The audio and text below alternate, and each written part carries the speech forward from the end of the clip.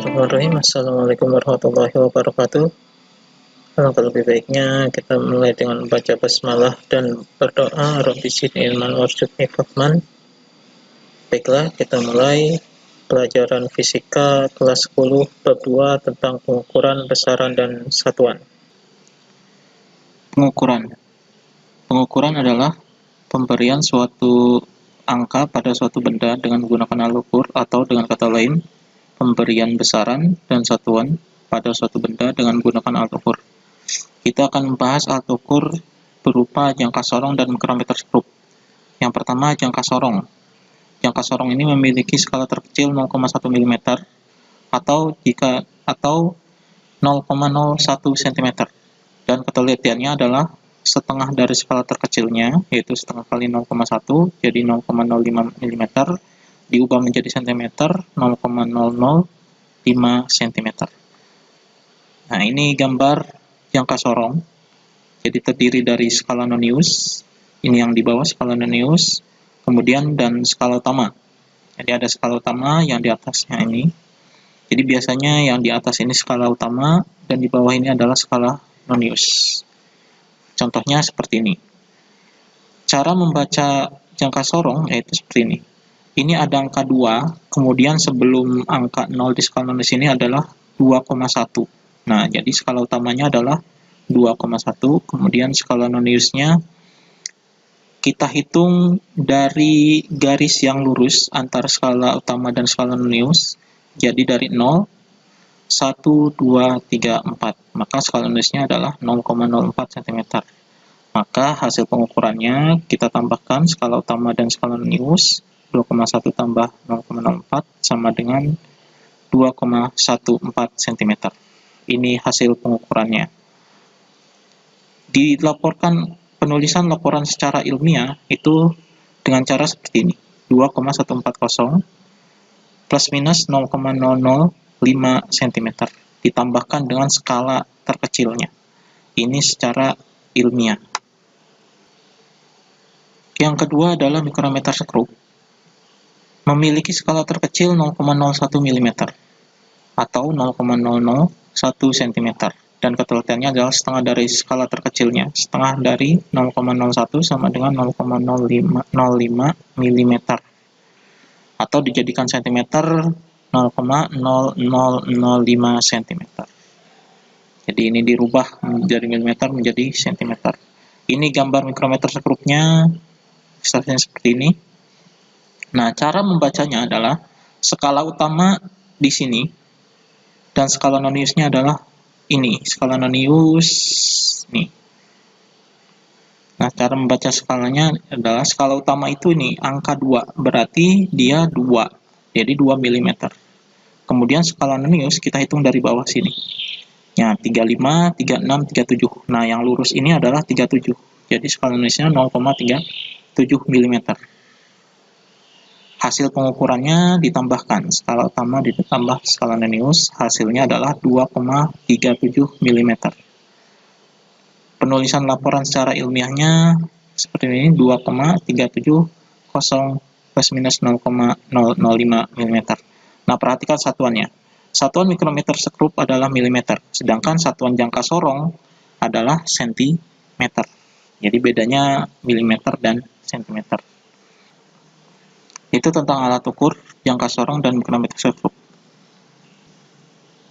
Kemudian kita masuk tentang notasi ilmiah dan angka penting.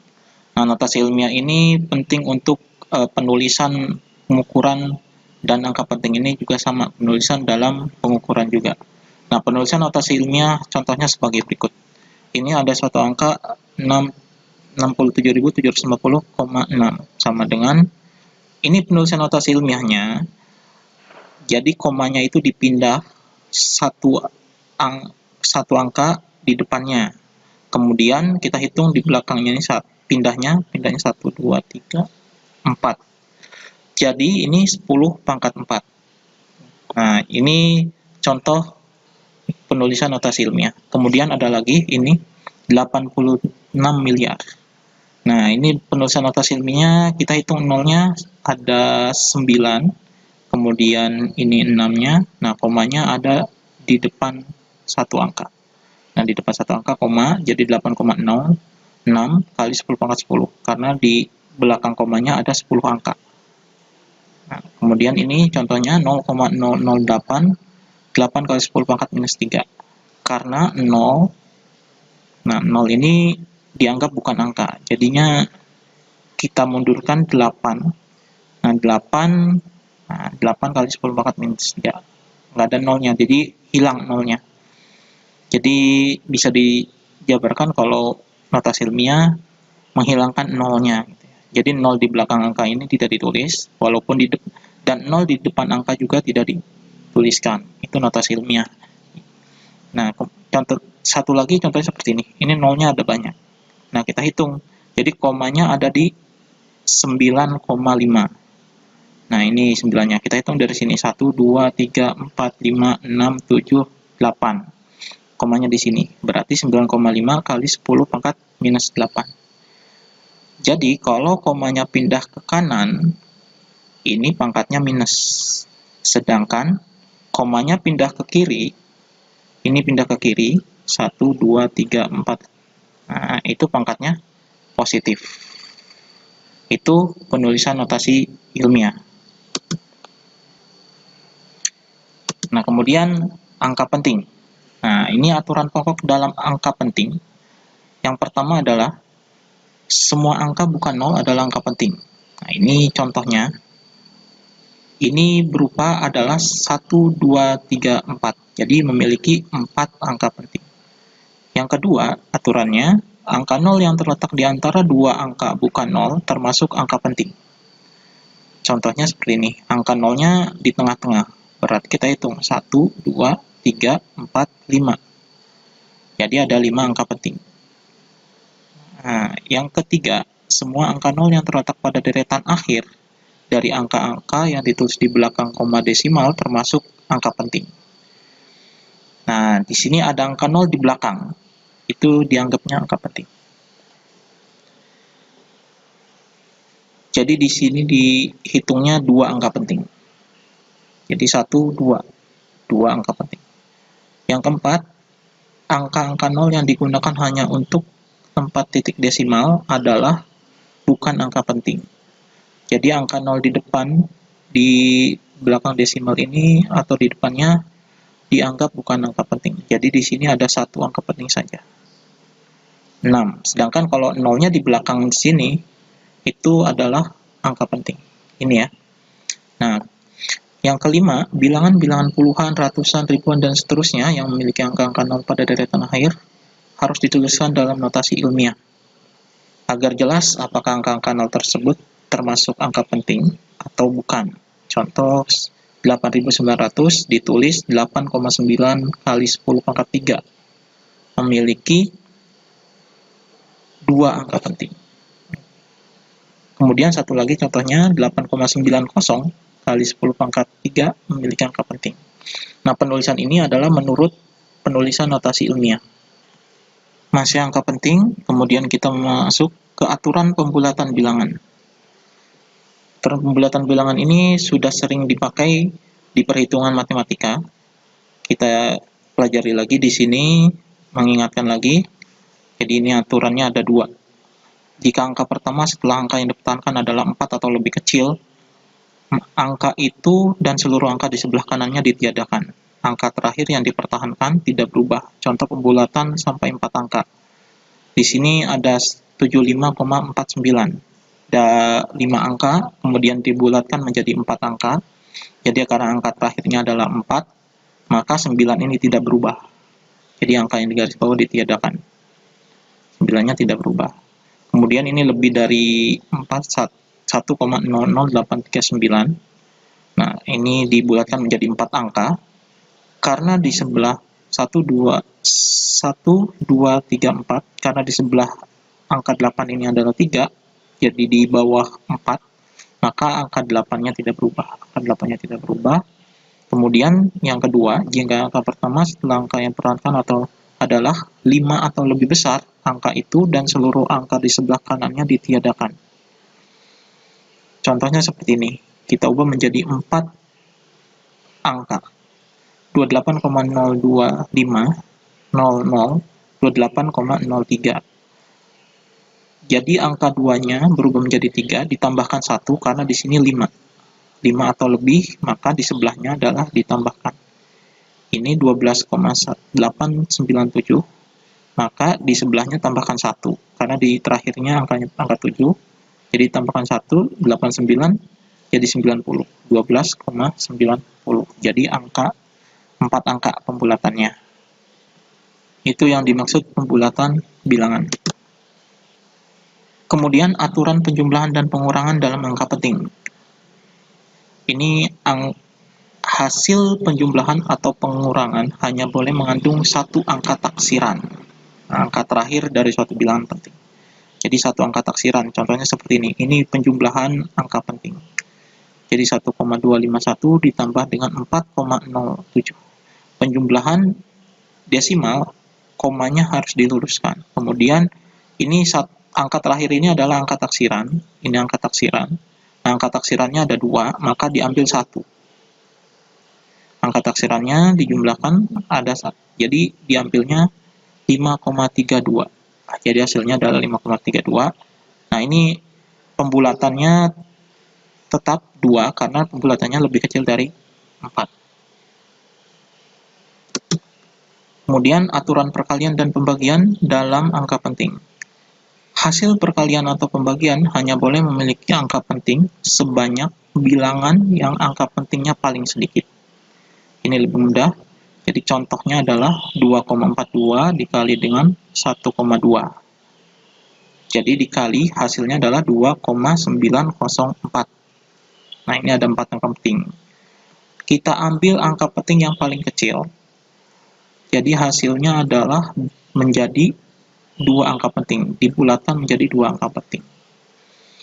Jadi diambil dari angka penting yang paling sedikit. Jadi 2,9 dibulatkan.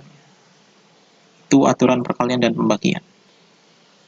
Kemudian kita masuk dengan besaran dan satuan. Ini sudah dipelajari di SMP, besaran dan satuan. Besaran adalah suatu yang punya nilai dan dapat diukur atau dapat dinyatakan dengan angka. Kemudian satuan adalah ukuran besaran. Nah, kemudian ada dimensi. Dimensi adalah simbol atau cara untuk menunjukkan besaran itu tersusun dari besaran-besaran pokok. Berdasarkan penyusunannya, besaran dibagi dalam 2 jenis, yaitu besaran pokok dan besaran turunan. Ini contoh besaran pokok. Jadi besaran pokok merupakan besaran yang satuannya telah ditentukan dan bukan merupakan turunan dari besaran lain. Ini besaran pokok ini merupakan besaran inti.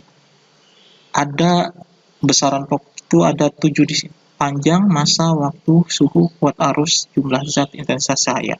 Di sini ada satuannya meter. Kemudian di sini ada dimensi. Nah, dimensi ini huruf besar semua. Contohnya meter, dimensinya adalah L. Kilogram, dimensinya M.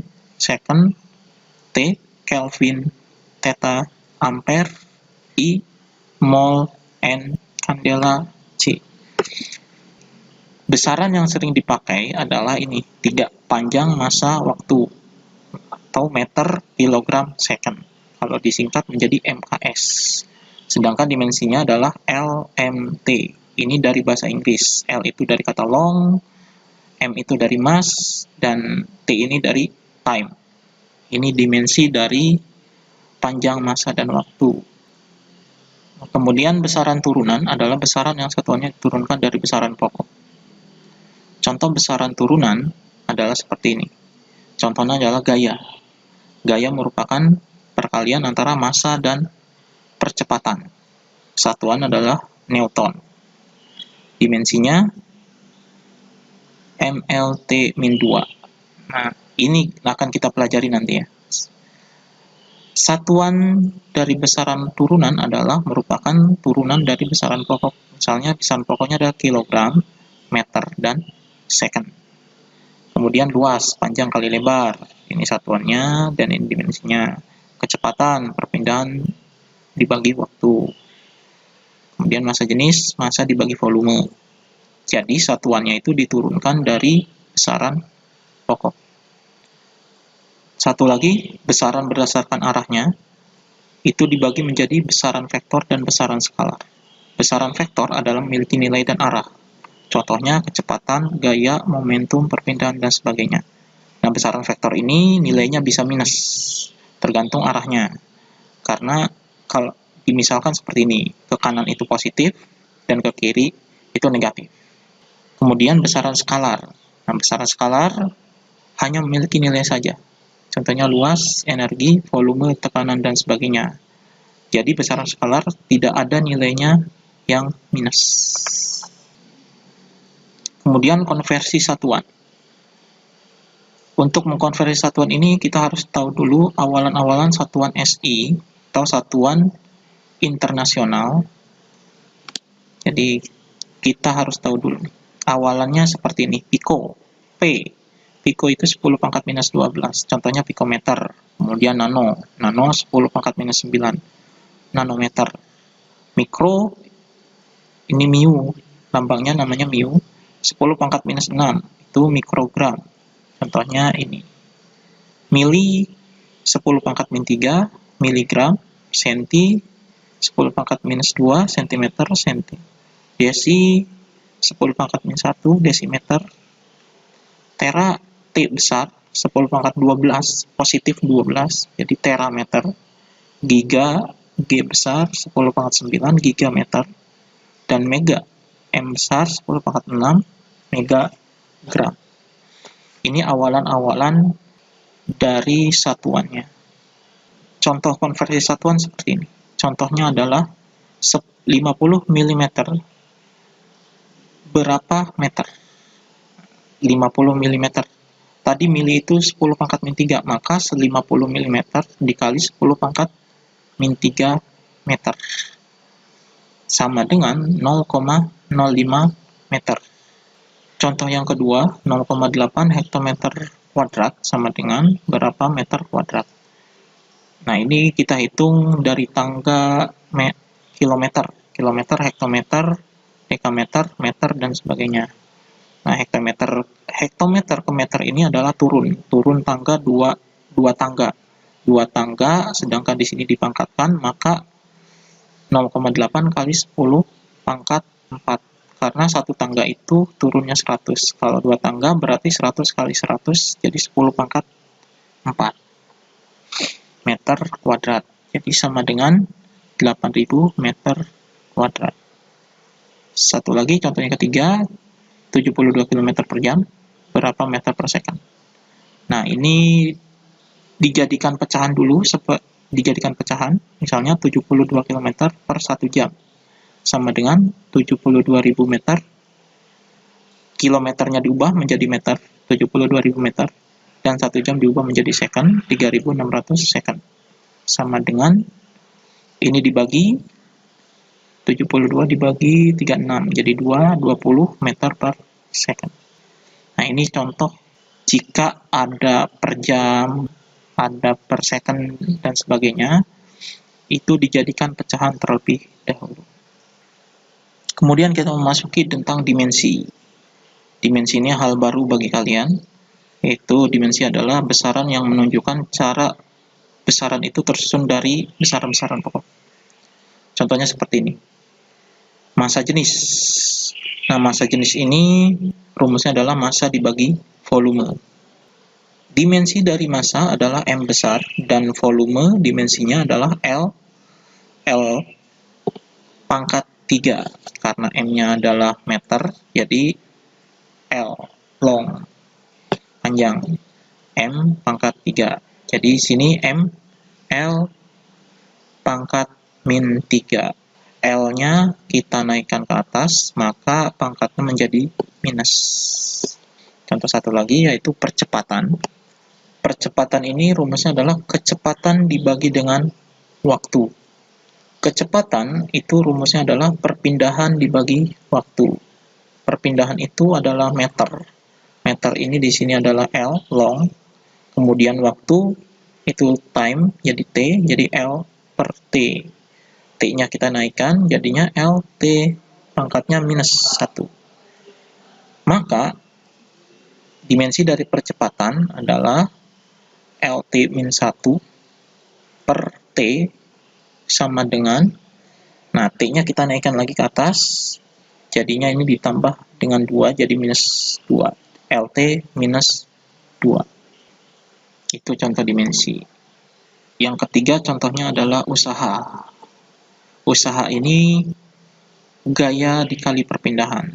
Nah, gaya ini rumusnya adalah massa kali percepatan. Massa adalah M, percepatan tadi adalah LT pangkat min 2, maka dimensinya adalah MLT min 2, dimensi dari gaya. Jadi, dimensi usaha adalah MLT min 2 dikali L. L-nya jadinya pangkat 2, karena ada 2 L. Jadi, ML pangkat 2 T min 2. Oke, itu yang dapat kita pelajari dalam bab 2 ini. Semoga bisa dipahami dan bisa dimengerti.